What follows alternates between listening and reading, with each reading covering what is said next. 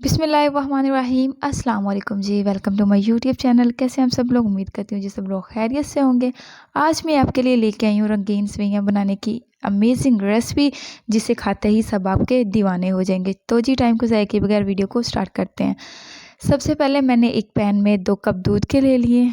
दूध आप कोई भी यूज़ कर सकते हैं। तो जी दूध ले लिया है। दूध लेने के बाद इसे हम बॉयल करेंगे अच्छी तरह से। तो जी आप देख सकते हैं कि दूध में जो बॉयल आना शुरू हो चुका है। 4 से 5 मिनट इसे पकने पर इसमें बॉयल आना स्टार्ट हो जाएगा। इसे हम मज़ीद 2 से 3 बॉयल आने तक पकाएंगे। तो जी आप देख सकते हैं इसमें 2 से 3 बॉयल आ चुके हैं। अब मैं इसमें ऐड करूँगी जी कस्टर्ड। इधर मैंने ले लिया है 1 चम्मच कस्टर्ड का। इसे थोड़े से दूध में मैं मिक्स करूँगी। अच्छे तरीके से आपने मिक्स करना है कि इसमें किसी किस्म की कोई भी गुठली ना रहे।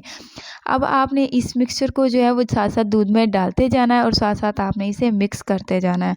तो जी आपने इसे अच्छी तरह से पका लेना, ताकि इसका टेक्सचर जो है वो थोड़ा-सा गाढ़ा हो जाए। तो जी आप देख सकते हैं इसका टेक्सचर थोड़ा-सा गाढ़ा हो चुका था। तो अब मैं इसमें सेवइयाँ ऐड करूँगी। रंगीन सेवइयाँ मैंने ली हैं इधर आधा कप, और इसे डालने के बाद हम मज़ीद इसे 2 से 4 मिनट के लिए पकाएँगे, ताकि सेवइयाँ जो है वो हमारी अच्छे तरीके से गल जाए। तो आप भी ये रेसिपी ज़रूर ट्राई करिएगा, क्योंकि बच्चे और बड़ों सबकी ये फ़ेवरेट रेसिपी है। और कस्टर्ड ऐड करने से इस रेसिपी का जो मज़ा है वो दुबाला हो जाता है। बहुत ही मज़े की सेवइयाँ जो है वो बनकर तैयार होती हैं।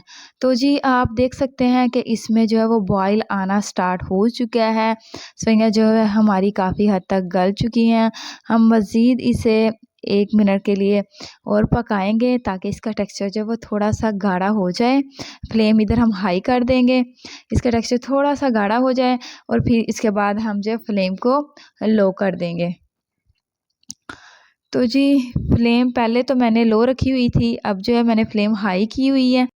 तो जी आप देख सकते हैं सेवइयाँ जो है वो हमारी गल चुकी हैं। तो अब जो है मैं फ्लेम को लो कर दूँगी। लो करने के बाद इसमें हम जो है वो अपने ड्राई फ्रूट्स ऐड करेंगे। तो जी ड्राई फ्रूट्स जो आपको अच्छे लगते हैं वो आप ड्राई फ्रूट्स ऐड कर सकते हैं। ये बहुत ही मज़े की रेसिपी है, और मुझे उम्मीद है कि आपको भी ये रेसिपी बहुत ही ज़्यादा अच्छी लगेगी। इस रेसिपी को ज़रूर ट्राई कीजिएगा। तो जी अब हम इसमें ड्राई फ्रूट्स ऐड करते हैं। ड्राई फ्रूट्स में सबसे पहले मैं थोड़ी-सी इसमें क्रश की हुई कोकोनट ऐड करूँगी। उसके बाद मैं इसमें ऐड करूँगी जी थोड़े से कटे हुए बादाम, और उसके बाद मैं इसमें ऐड करूँगी थोड़ी-सी कटी हुई खजूरें, और इसके बाद इसमें मैं ऐड करूँगी थोड़ी-सी किशमिश। इन सब चीज़ों को ऐड करने के बाद इन्हें अच्छी तरह से मिक्स करेंगे, और मिक्स करने के बाद फ्लेम जो है उसको हम बंद कर देंगे। तो जी बहुत ही मज़े की और बहुत ही क्रीमी सेवइयाँ जो है वो हमारी बनकर तैयार हो चुकी हैं। किस कदर मज़े की लग रही हैं। तो मुझे उम्मीद है कि आपको भी ये रेसिपी बहुत ज़्यादा अच्छी लगेगी। तो जी सेवइयाँ हमारी पककर तैयार हो चुकी हैं। फ्लेम जो है उसे हम बंद कर देंगे, और इसे हम डिश आउट करेंगे। तो जी ये मैंने इसे प्लेट में डाल ली है, और इसमें अब मैं इसे थोड़ा-सा करूँगी। उसके लिए मैं इसमें थोड़ी-सी नारियल लगाऊँगी, थोड़े से इसमें मैं खजूरें कटी हुई लगाऊँगी, और थोड़े से बादाम। जो भी आपको ड्राई फ्रूट्स अच्छा लगता है वो आप इस पे डाल सकते हैं गार्निशिंग के लिए।